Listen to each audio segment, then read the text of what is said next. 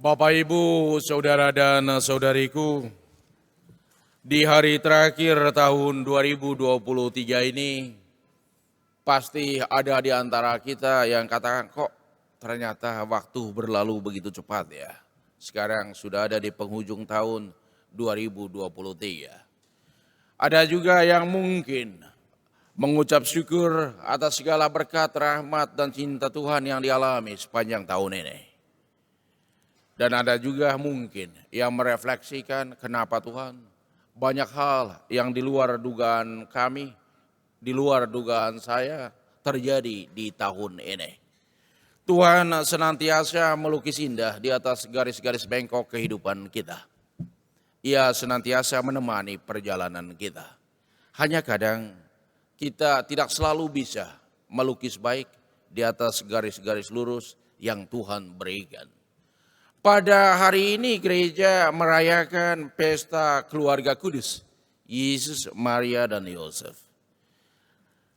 Keluarga ini digelari kudus karena kerelaan dan partisipasi mereka dalam karya keselamatan.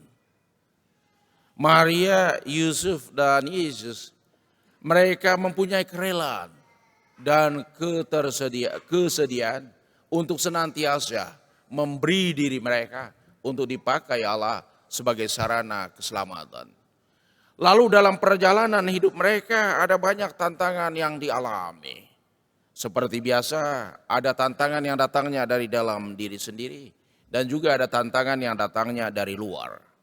Semua tantangan itu turut memberi andil tentang peran mereka dalam karya keselamatan.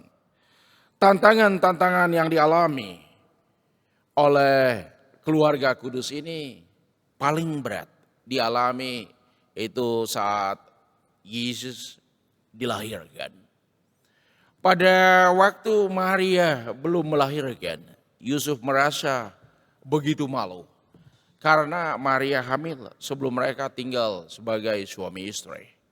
Tetapi Tuhan meneguhkan, Tuhan memberikan terang kepada Yusuf bahwa anak yang dikandung oleh Maria itu adalah dari Roh Kudus. Lalu waktu Yesus dilahirkan, terjadi peristiwa yang luar biasa di mana Herodes ingin membunuh bayi Yesus. Lalu yang terjadi yakni mereka mengungsi ke Mesir. Mereka mengungsi dari satu tempat ke tempat lainnya karena ada banyak hal yang membuat mereka takut.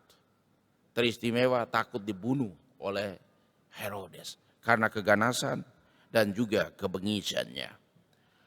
Lalu masih ada juga peristiwa lain sesudah itu. Teristimewa waktu Yesus masa kanak-kanaknya di mana mereka mengikuti pesta Paskah di Yerusalem.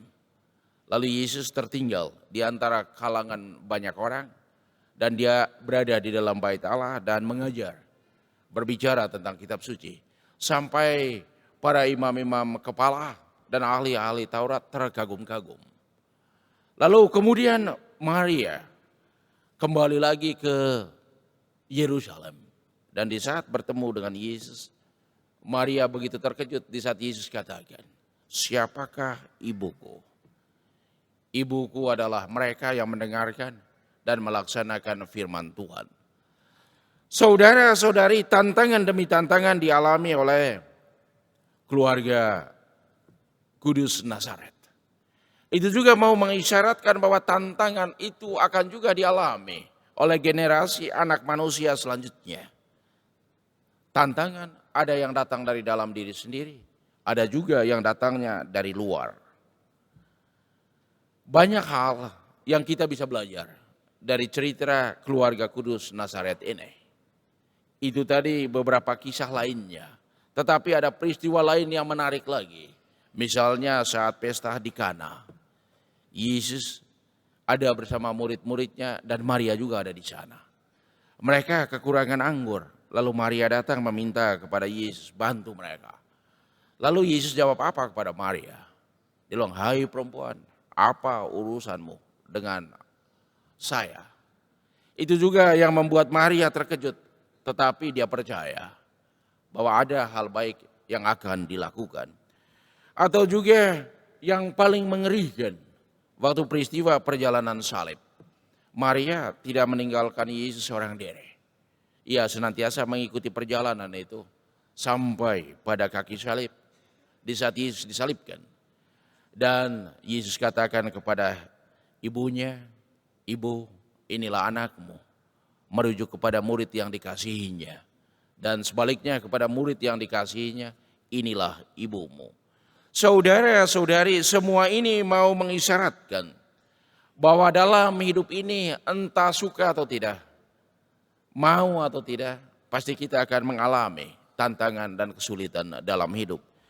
Tantangan yang keluarga-keluarga masa ini alami pertama-tama adalah komunikasi yang tersumbat. Diskomunikasi atau komunikasi yang tidak nyambung. Itu awalnya bermula dari hilangnya respek terhadap satu sama lain. Hilangnya apresiasi satu sama lain. Dan juga hilangnya pembicaraan yang apa adanya dari hati ke hati. Lalu juga mulai memudarnya kesetiaan pada pasangan. Karena orang mulai buka HP-nya sembunyi-sembunyi. Dilihat pasangan dibelokin gitu. Lalu orang mulai curiga ada apa sebenarnya. Lalu kalau mulai memudarnya kesetiaan pada pasangan, hal yang terjadi selanjutnya yakni pasti muncul kurangnya apresiasi dan juga kurangnya penghargaan, respek terhadap pasangan. Atau juga hal-hal lain yang muncul, curhat kepada orang yang salah atau salah. Itu mencari atau menemukan pasangan untuk menyampaikan, menceritakan keluh kesah kehidupan.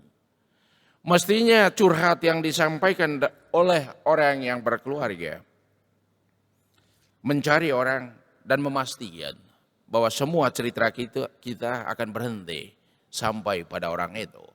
Tetapi banyak curhat yang dialami oleh keluarga itu menjadi bahan ceritaan atau menjadi bahan candaan dari orang lain. Sehingga dengan itu membuat kehidupan keluarga menjadi semakin runyam. Lalu ada juga hal-hal lainnya yang terjadi. Tidak peduli dengan urusan rumah. Membersihkan rumah, merapikan tempat tidur misalnya. Atau juga mencuci piring, peralatan-peralatan makan. Sederhana modelnya. Dan banyak orang katakan itu pekerjaan perempuan. Tetapi sebagai suami istri, tidak ada yang namanya pekerjaan perempuan dan pekerjaan laki-laki. Semuanya adalah pekerjaan bersama dalam keluarga. Karena itu saudara dan saudari, perjalanan kita, syarah kita tidak pernah terlepas dari tantangan dan kesulitan. Maria dan Yusuf mengawali perjalanan keselamatan dan juga mengawali hidup mereka dengan tantangan demi tantangan. Tetapi mereka tidak pernah berhenti. Mereka senantiasa memohon bantuan dan pertolongan Tuhan untuk mengatasi kesulitan yang mereka hadapi.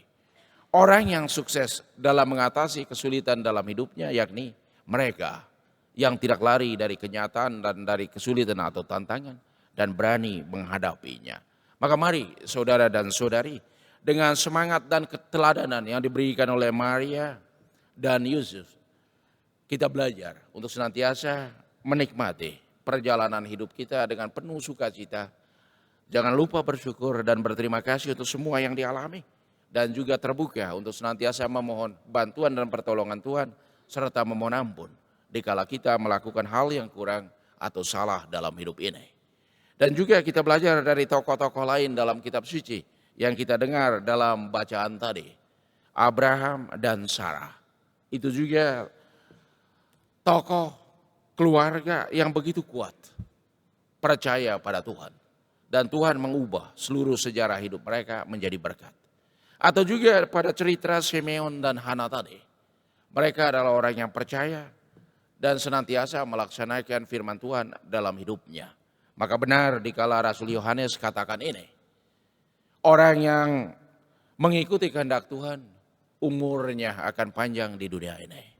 Maka mari Bapak Ibu, Saudara dan Saudariku, kita menyerahkan keluarga kita, hidup kita ke dalam bimbingan dan perlindungan Tuhan. Semoga keluarga Kudus Nazaret senantiasa menjadi teladan untuk keluarga-keluarga kita sekarang hingga selamanya.